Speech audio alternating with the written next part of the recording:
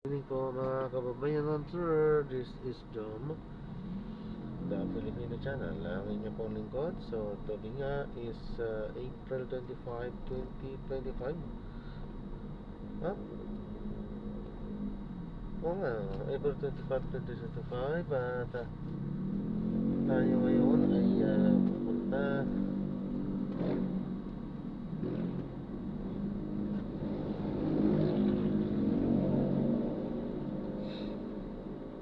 dyan sa mga Dr. Pilapil Street. Dali lang, hindi ko gaano mabasa talaga. Barangay Sagad, Pilapil Street, Sagad, Pasig. Okay, so dadalhin pa natin yan sa may Bantayan Street, Palingon. Bantayan Street, Palingon, Taguig City. Palingon, Taguig City. Okay. So, magbabalik po tayo mamaya unti. Pag nakuha na po natin sila, disclaimer na po. Ang content po natin ay kalsada at hindi ang passenger. Kaya nga naman, sakali man po na may marinig kayo, mga pangalan ng lugar, pangalan ng tao, pangalan ng organizations, government or private, man ay wala pong kinalaman ng channel na ito. At wala pong pinapatungkulan. Lahat po ng pinag-uusapan dito ay pawang dito lamang po yan sa loob. At wala pong pinapatungkulan sa labas. Okay po, so magbabalik po tayo mamaya unti po pag nakuha na po natin sila. Ayan, medyo malayo-layo pa naman, 800 meters pa. So magbabalik po tayo mamaya. Hanap po tayo na mapapwesto ka na.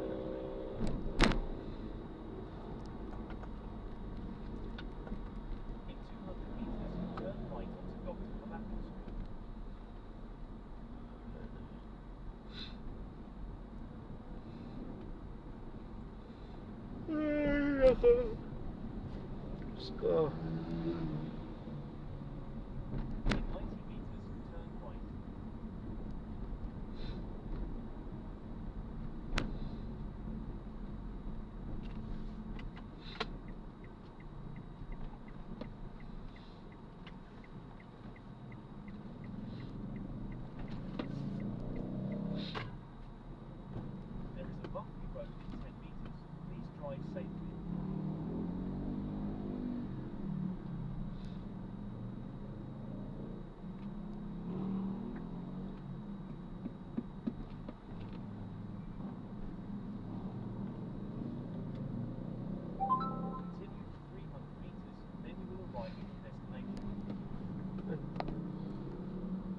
Labo. Grabe naman.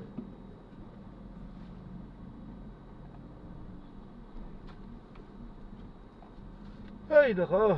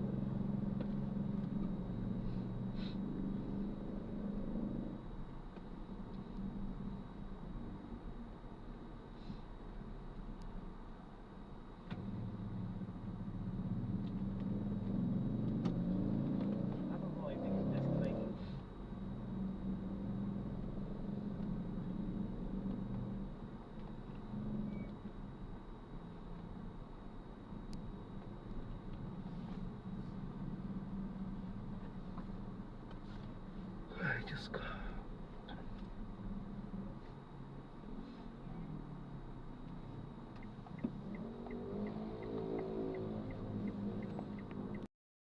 Yung angkas po. Ano yung papaalam po ako sa inyo. Ito pinakataas camp po natin ito. Naku, mali siya tayong kalsada.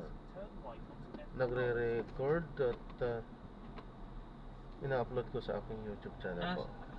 May channel po kayo. Oho.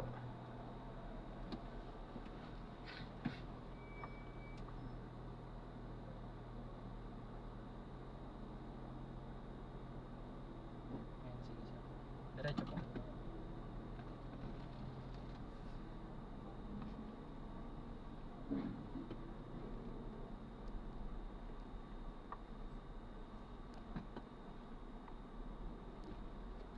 Pero hindi kayo taga dito sir. Hindi. Pero taga Manila lang rin kayo sir. Syempre, opo. Hindi naman din mag-ano. Ano ko taga Cavite or Antipolo po kayo. Malayong lugar. Hindi po.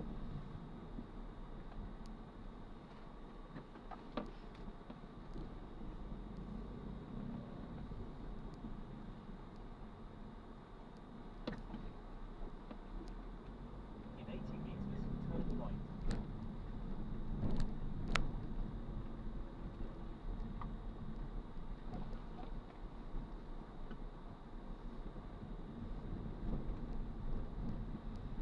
Sabi, pag natapos siguro itong ginagawa nila, luluwag na dito. Oo. Luluwag na ang parkingan. Mga nakakotse. Yan ang buong katotohanan naman kasi dyan. Kahit saan. Nagwa-widening daw para lumuwag ang kalsada. May mga parking na. Pero sa totoo lang, para may mga parkingan eh. Wala, kahit sa lugar sir. Pasig, Makati, Maynila.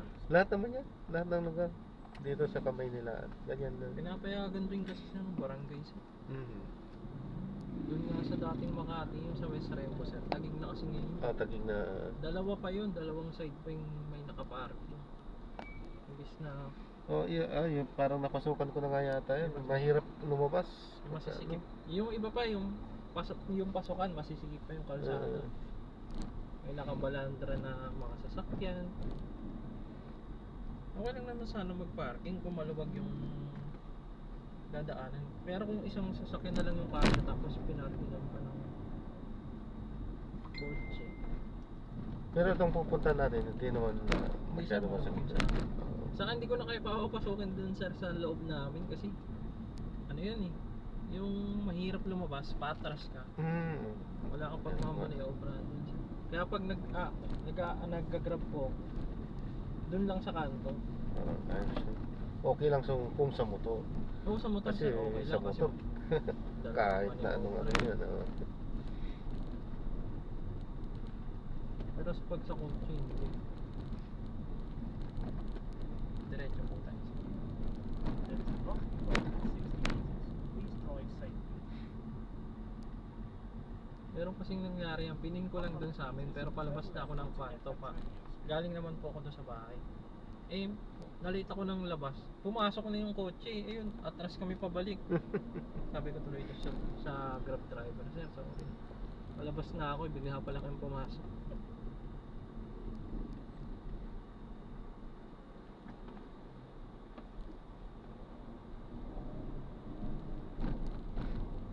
In 80 meters, turn left.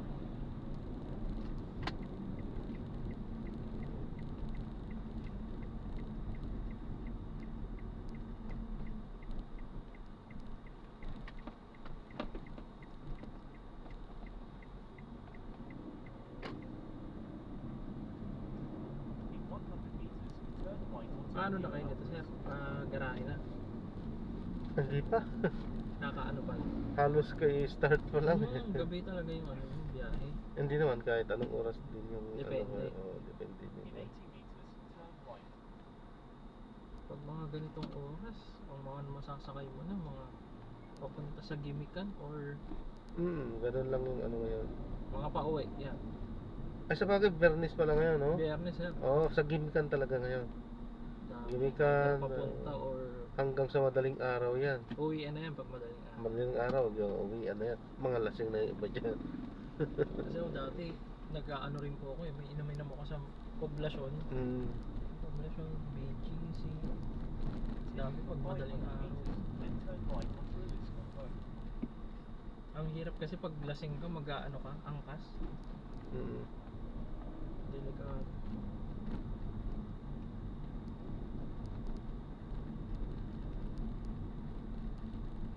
Pero grabe rin yung ibang ano ngayon. Yung ibang modus ng ibang nagaang sumasakay sa angkas or sa grab. Mm. Yung nang hold up. Mm. Daming viral minsan. Kaya nga, ano, walang mga puso, ano. Oo, ano, Kuhain hindi na talaga lang nila. pagbanat ng buton, lalaki ng katawan ng mga nang hold up. Kaya nga.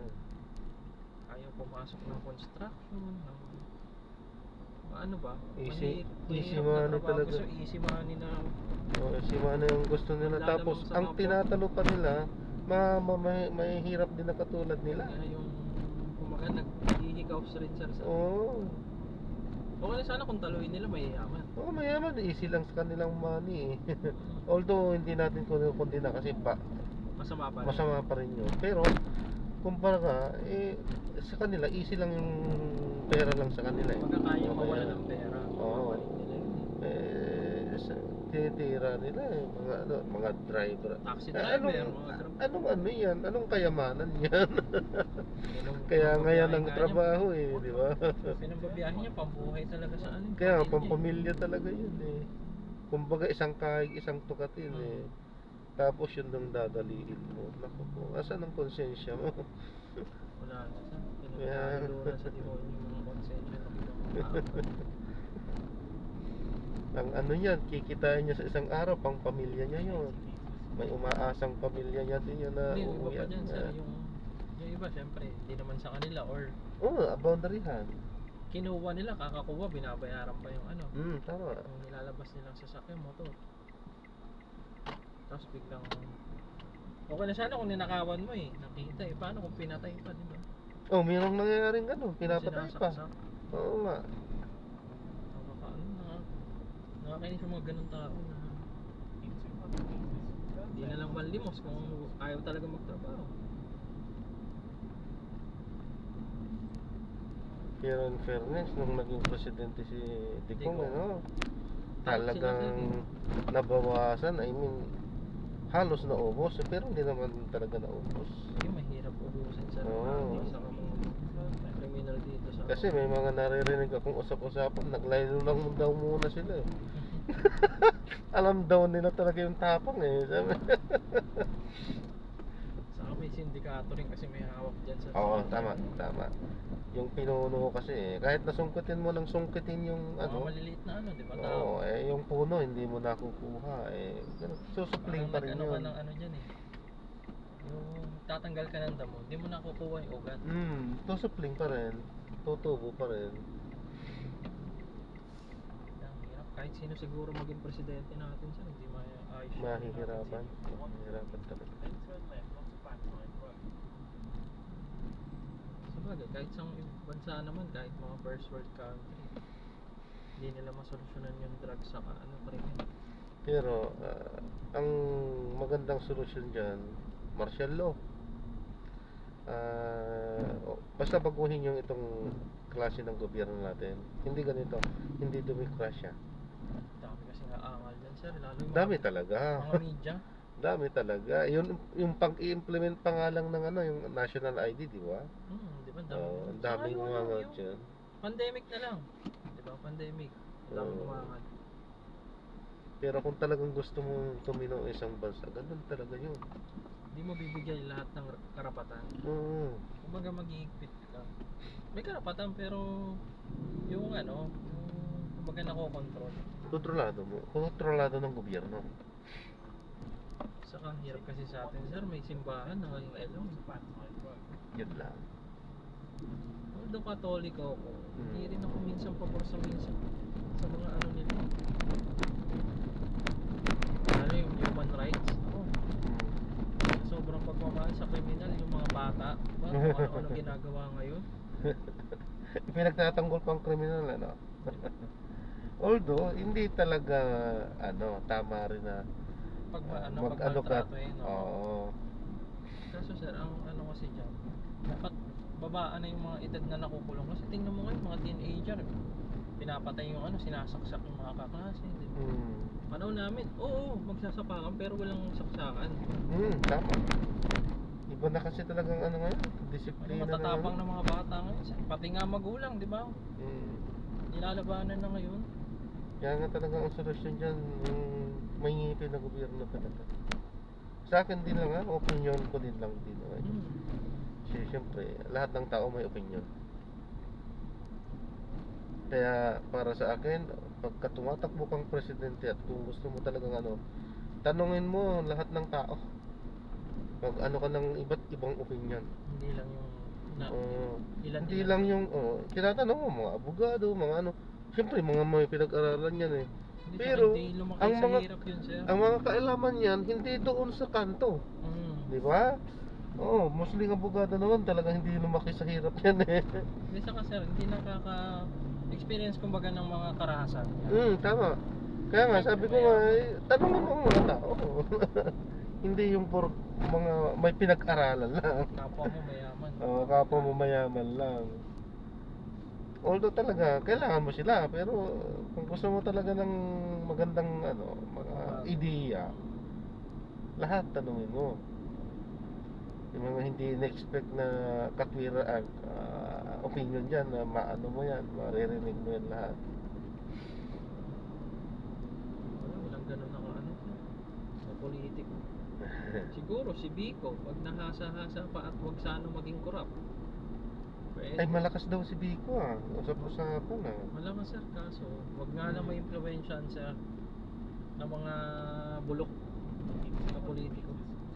Diba, syempre nga, sabi nga, pag kumbaga pag nasama yung isang hindi bulok na prutas sa mga bulok, mabubulok. Mabubulok talaga, sa kamatis pa mo na lang. Yun. Sana, hindi siya magbago. Hirap kasi pag, although mayaman sila, sir, syempre. Yung ibang mayaman kasi, ang aim, magpayaman pa eh. Katulad ng mga bilyar. Hindi ako nagkakat eh. Ay, hindi ka nagkakat? Sa totoo lang din naman talaga. Talagang mayaman talaga ang mga bilyan. At business na. Business talaga nila yan. Yun ang ibang mga politiko na lang. Mahirap kasi. Noon pa yan. Noon pa talagang yung kayamanan ng mga bilyan. Ano, Noon pa maganda yan. siya. Kaso mahirap rin kasi yung tipong napapakailaman na rin yung mga ano rin. Yung mga dapat protected land, yung mga katulad ng mga kagubatan. O di ba binabanatan nito? Yan nga, sir, yun yung mahirap po eh. Nabanatan nito pa yan. Dito na lang ako, sir. Parang nagsagutan sila ni Sin. Dahil nga dun sa mga sa ganyan diba? protected lands dapat. Oo. Dito na lang po, sir. Dyan papasok Apo, po sa inyo. papasok po sa amin. Ingat po kayo, sir. Salamat po. God Thank bless. you po. God bless, Okay sir. po.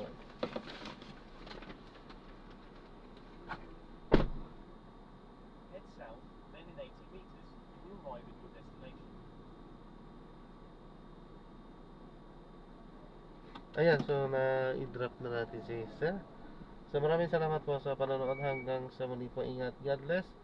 Paalam po muna pa samantala at tayo ay gagawa na ng separate video sa ating susunod na mission. Ayan, so meron na nga.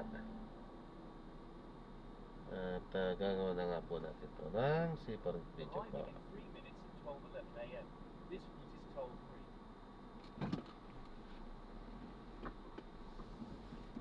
Passenger is sharing their location.